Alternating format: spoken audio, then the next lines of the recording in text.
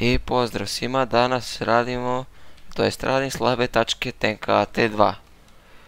Odličan tank, lovac, 5. nivo. Znači, ali svi se žale na njegov oklop od 200. Znači, evo. Nema šansi. Znači, pogledajte. Nema šansi da ga probijete igde. Znači, sad sam gusenicom vjerojatno oštetio, ali to je sve, Ali, znači, i dva načina postoje za borbu protiv AT2.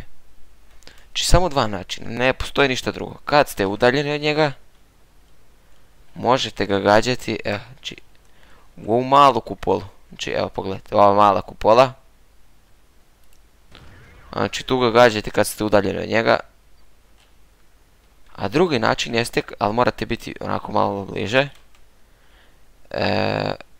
A to je ovo. Znači, kad ste blizu, ovako neku blisku borbu. Znači, gađate ga prvo ovdje, u ovaj unutrašnji deo gusenice. Uništite mu gusenicu. Sa strane. I ishod se zna. Mrtav AT2.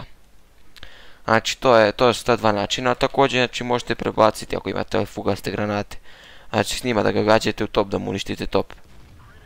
Znači, uništavate mu top ili ovdje da ga gađate, Znači, gađate ga s ovim granatama. Evo, uništio sam ga s tim granatama. Znači, to su dva načina. I naravno, to je fugaste granate od treće, ali to samo da ga onesposobite malo. Nadam se da vam se snimak videa, pogledajte šta sam uradio. Znači, uništio mu top, gusenicu, komandira vozača, sjajan tank. AT2, znači, zaista ko želi da igra sa njim, zaista bih mu preporučio ovaj tank. Zaista jak, baš mnogo jak tank. I to je to. Čujemo se u sljedećoj epizodi.